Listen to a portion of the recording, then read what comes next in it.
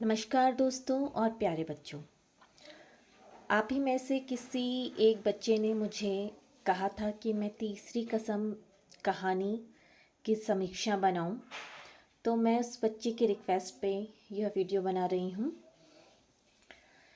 यह कहानी जो है फणीश्वर नाथ रेणु जी की है। ये आचरिक कहानियों के लेखक माने जाते हैं। इनकी अधिकांश कहानियाँ जो हैं किसी अचल पर आधारित होती हैं। आइए अब तीसरी कसम कहानी का सारांश और समीक्षा हम देख लेते हैं। तीसरी कसम कहानी का सारांश और समीक्षा इस प्रकार है। सबसे पहले हम प्रस्तावना देखेंगे। फणीश्वर नाथ रेणु आंचलिक कहानियों के प्रणेता रहे हैं।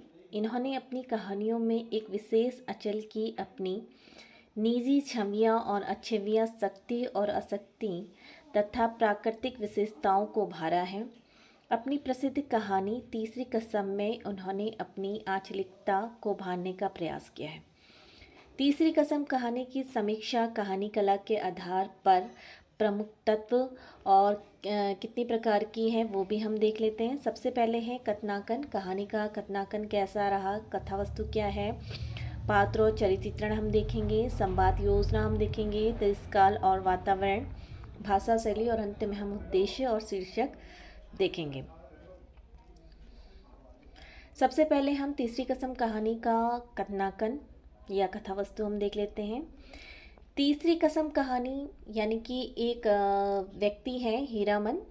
कहानी का जो मुख्य पात्र है वो तीसरी कसम, 3 कस्में खाता अपने जीवन में कि वो यह कार्य दोबारा कभी नहीं करेगा। तो ये 3 कस्में कौन कौन सी हैं ये भी हम देख लेते हैं। तीसरी कसम कहानी में प्रेम की एक गहरी पीड़ा और सामाजिक परिवेश में बड़ी जीवंतता और सघनता होगा यहाँ पर को बड़े मार्मिकता के साथ बुना गया है। इस कहानी का प्रमुख पात्र अथवा नायक हीरामन बैलगाड़ी वाला भोला भाला बिहारी युवक है, जो पहले नेपाल से तस्करी का सामान ढोकर भारत में लाता था।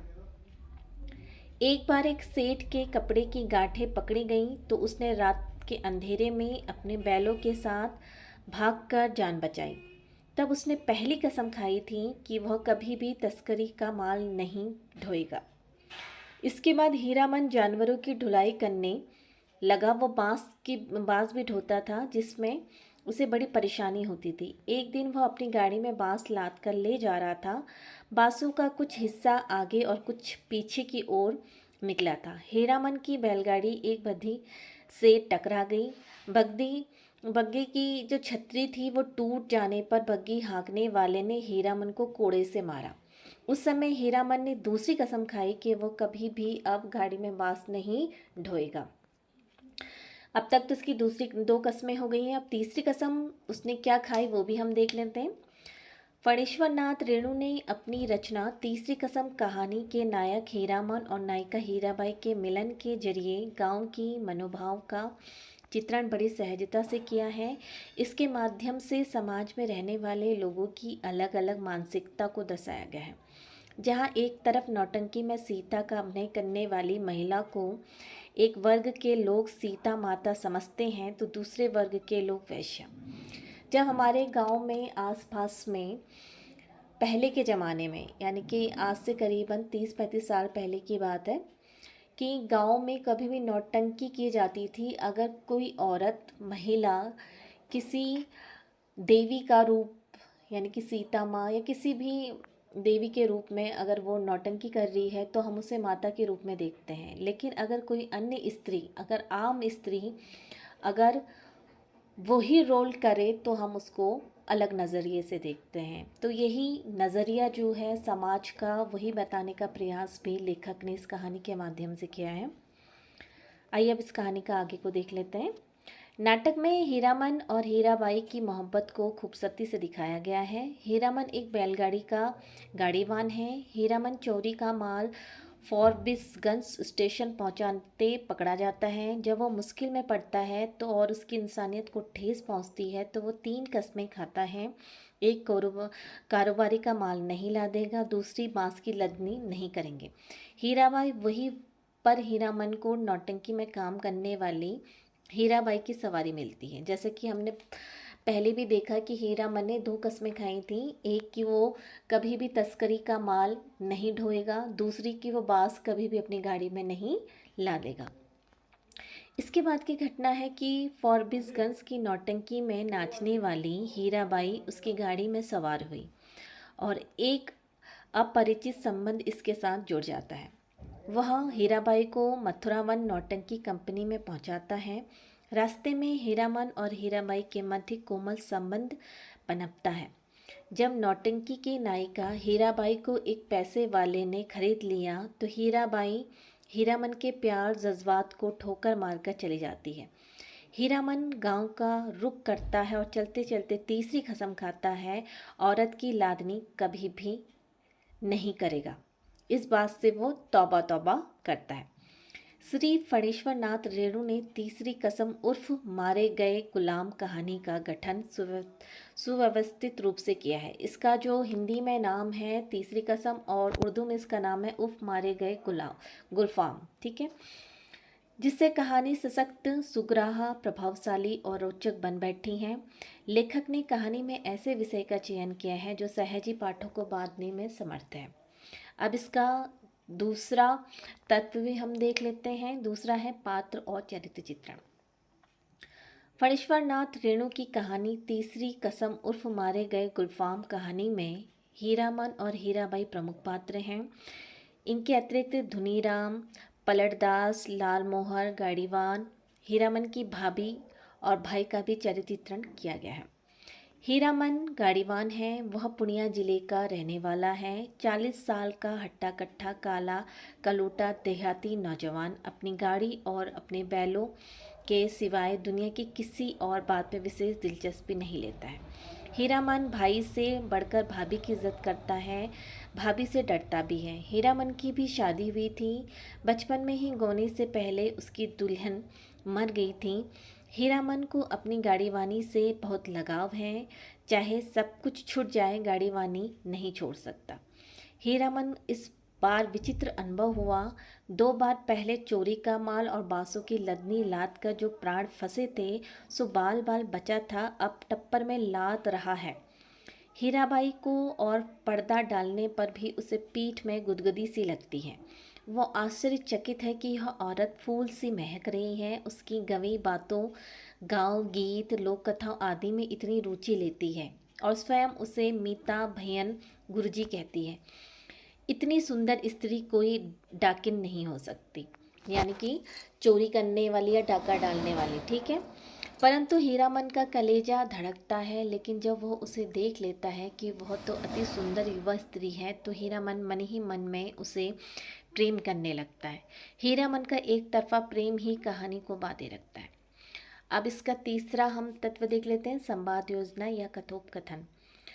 फणीश्वर नाथ रेणु बहुचर्चित एवं सुप्रसिद्ध आंचलिक कथाकार हैं, इसलिए यह स्वाभाविक हो जाता है कि उनकी कहानियों में अचल विशेष की भाषा का प्रयोग संवादों के अंतर्गत किया जाए, जिससे उसे ग्राम्य अंचल में रहने वाले लोगों के जीवन को सरलता से समझा जा सके। इस संदर्भ में तीसरी कसम उर्फ मारे गए गुलफाम कहानी से निम्नलिखित उदाहरण हम देख लेते हैं। यहाँ पर गाड़ीवान यानी कि हीरामन और हीराबाई के बीच में क्या बातचीत हुई, संवाद हुए, वो भी हम देख लेते हैं। भैया तुम्हारा नाम क्या है? मेरा नाम हीरामन है। तब तो मीत कहूँगी। भैया नहीं, मेरा नाम भी हीरा है। इस मर्द और औरत के नाम में फ़र्क होता है। हाँ जी, मेरा नाम भी हीराबाई है, ठीक है। अब इसका हम चौथा पॉइंट भी देख लेते हैं, देश काल तथा वातावरण। देश काल और वातावरण के माध्यम से हम उस अंचल की, उस जिले की कौन कौन सा वातावरण रहा, देश काल कैसी परिस्थितियाँ रहा, तो ये बहुत ज़रूरी तत्व माना जाता है, ठीक है। अब देश काल वातावरण हम देख लेंगे। फणीश्वर नाथ रेणु उपरोक्त कहानी में बिहार में ग्राम्य अंचल के वातावरण का अत्यंत सूक्ष्मता के साथ चित्रण किया है। रेणु जी ने फॉरबिसगंज, चंपानगर तथा खेरिया ग्रामांचलों का विशेष चित्रांकन किया है। ग्राम्यांचल में रहने वालों का जीवन कैसा होता है, गांव में नौटंकी का मेला लगने पर लोगों के जीवन में परिवर्तन कौन कौन सा होता है? वहाँ के वातावरण में विचित्र सा परिवर्तन तब आता है जब नौटंकी का आयोजन किया जाता है।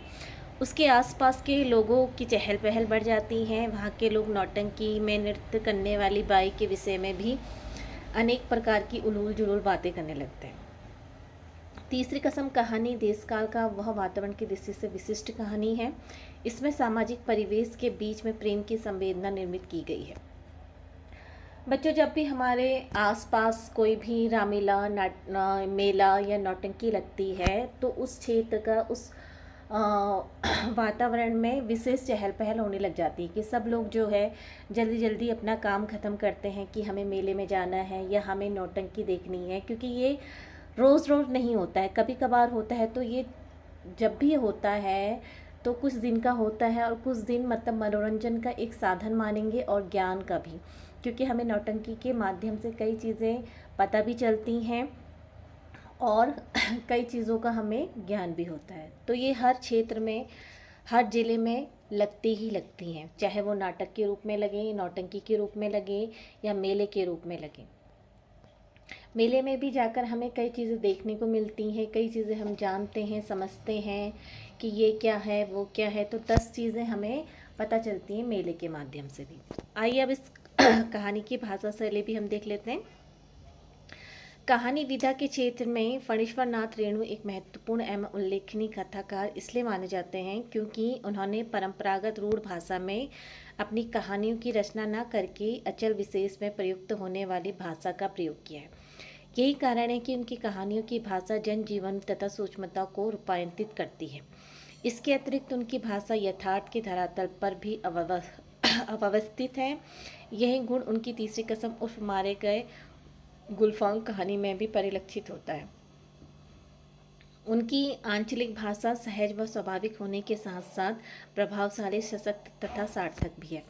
कोई भी कहानी है उसकी सार्थकता तब होती है जबकि वो कहानी हमारे समझ में आए। अधिकांश कहानीकार जो लेखक होते हैं उनकी विशेषता यह रहती है कि वो जिस अंचल की कहानी लिख रहे हैं, यहाँ पर जैसे बिहार के पूर्णिया ज़िले की कहानी लिखी गई है, वैसे ही अगर हम उत्तराखंड के विषय में लिखेंगे तो हम यहाँ के जो क्षेत्र की भाषाएं हैं, जो शब्द यहाँ के हैं तो उनको ज़्यादा लेंगे। या कहें कि राजस्थान के हैं तो वो राजस्थान की बोली को ज़्यादा लेंगे। वहाँ की वहाँ की जो शैली है, भाषा शैली है, उसका क्या प्रयोग होता है ताकि वो कहानी उस क्षेत्र में लोगों को समझ में भी आए और उस कहानी का क्या उद्देश्य है, क्या लेखक कहना चाह रहा है, वो सब समझ में आए। इसके साथ लेखक का ये भी रहता है कि जो भाषा वो यूज़ कर रहा है वो पूरे जो देश है हमारा उसको भी समझ में आनी चाहिए। ये नहीं कि आप अपने क्षेत्र की ऐसी बोली को ले रहे हैं जो अन्य लोग नहीं पढ़ पा रहे हैं। तो लेखक का उद्देश्य यही होता है कि वो ज़्यादा से ज़्यादा भाषा को प्रयोग करे और बोली जो हम जिस क्षेत्र की बोली ले रहे हैं उन शब्दों का वो उसमें चयन कर सकता है। अब इस कहानी का क्या शीर्षक रहा है, क्या इस कहानी का उद्देश्य है, ये भी हम देख लेते हैं। फणीश्वर नाथ रेणु ने तीसरी कसम उर्फ मारे गए गुलफाम कहानी का नामकरण उसके कथनाकन के आधार पर किया है। कहानी का नायक हीरामन एक भावुक एवं संवेदनशील व्यक्ति है। उसे यह ज्ञात भी नहीं होता है कि वह किन क्षणों में हीराबाई के प्रति इतना अधिक अनुरक्त हो गया था कि कहानी के अंत में जब हीराबाई उससे विदा लेती है तब उसके लिए यह दुख का सहन करना कठिन हो जाता है। इसलिए वह तीसरी कसम इस बात की लेता है कि वो अपनी गाड़ी में किसी नौटंकी बाई को नहीं बिठाएगा। वस्तुतः कहानीकार ने पढ़ने की अत्यंत सूक्ष्म भावनाओं को आलोच्य कहानी में अभिव्यक्त करने का प्रयास किया है, जिसे वो पूर्ण रूप से सफल हुआ है। यहीं पे कहानी समाप्त हो जाती है जब वो तीसरी कसम खाता है। पहली कसम की वो तस्करी का जो माल नहीं ढोएगा, दूसरी कसम वो खाता कि बांस वो कभी अपने गाड़ी में नहीं ला देगा। तीसरी कसम जो हीराबाई जो है नौटंकी के लिए जाती है और उससे उसका क्या हो जाता है, प्रेम संबंध, एक तरफा जो प्रेम संबंध उसके हृदय में पनपता है और जो वो उसे छोड़ के चली जाती है, तो वो तीसरी कसम ये भी खाता है कि अब अगली बार से वो किसी भी बाई को अपनी गाड़ी में नहीं बैठाएगा। तो ये तीसरी कसम जो हैं यहीं पे समाप्त होती हैं। अगर आप आपको यह कहानी की समीक्षा और सारांश पसंद आया तो आप इस वीडियो को लाइक करिएगा और मेरे चैनल को सब्सक्राइब करिएगा। Thank you for watching.